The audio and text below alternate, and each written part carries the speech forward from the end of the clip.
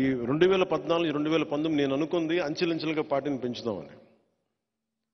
నాకు బలం లేదని నాకు తెలుసు.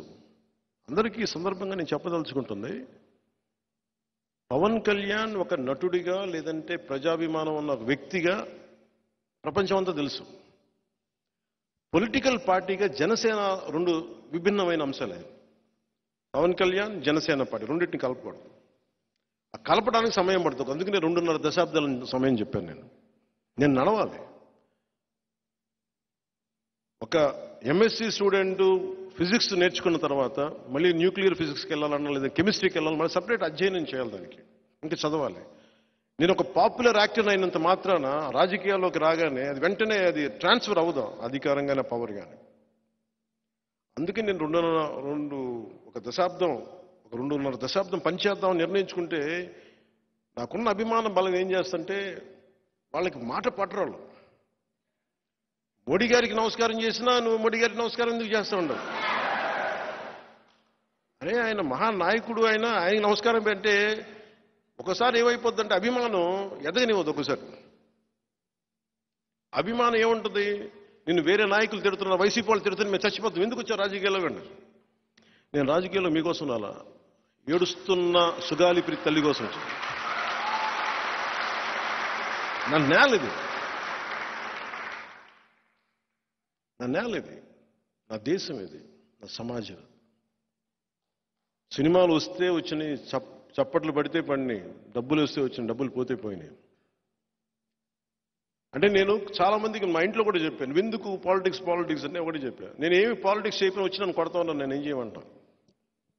శుభ్రంగా సినిమాలు కూర్చొని చేద్దామంటే అత్తారింటికి దారేదిని పని కట్టుకొని నన్ను ఇంటర్నెట్లో రిలీజ్ చేశారు.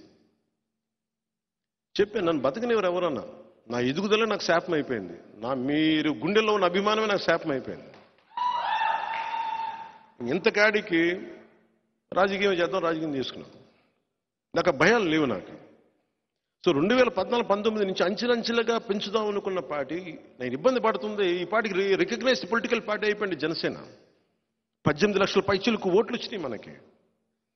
అదే కనుక ఒక 10 నియోజకవర్గాల్లో కనుక ఉండుంటే దాదాపు ఒక 2 ఎంపీలు, 10-12 సీట్లు, ఎమ్మెల్యే సీట్లు, ఈ పార్టీ రికగ్నైజ్డ్ పొలిటికల్ పార్టీ అయిపోయింది. ఆ రోజు నా వ్యూహాన్ని ఎవరు అమలు చేయనివ్వలేదు. నేను వెళ్తే జనం వచ్చేస్తారు, లక్షలాది మంది జనం, లక్షలాది ఓటర్లు కాదు. చాలా నాకు స్పష్టత ఉంది. నాకు చాలా స్పష్టత ఉంది. పవన్ కళ్యాణ్ వ్యక్తిగా నాకు అతని మీద అవగాహన ఉంది. పవన్ కళ్యాణ్ ఒక పార్టీ నాయకుడు, అతని పార్టీ మీద కూడా నాకు చాలా అవగాహన ఉంది.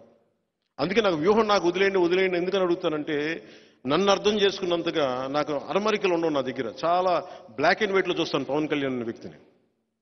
కానీ మీ గుండెల్లో అభిమానం అంటే మీరని కాదు, బట్ నన్ను ఇట్లా చూద్దాం అనుకున్న వాళ్ళకి ఎవరి దగ్గర తగ్గడం ఒప్పుకోరు. తగ్గడం చాలా అవసరం, చాలా అవసరం. చిన్నప్పుడు మా టీచర్ చెప్పారు, తాను తగ్గించుకున్నవాడు హెచ్చింపబడిన. తగ్గే కొద్ది ఎదుగుతాం తప్ప నాశనం. అణిమాది అష్టసిద్ధుల్లో అణిమ చిన్నపాటి అణువు రూపం దాల్చడం. అంతేగాని అది పరిస్థితులు కుదరనప్పుడు, పరిస్థితులు ముందుకు తీసుకెళ్ళినప్పుడు you have to cut down your size.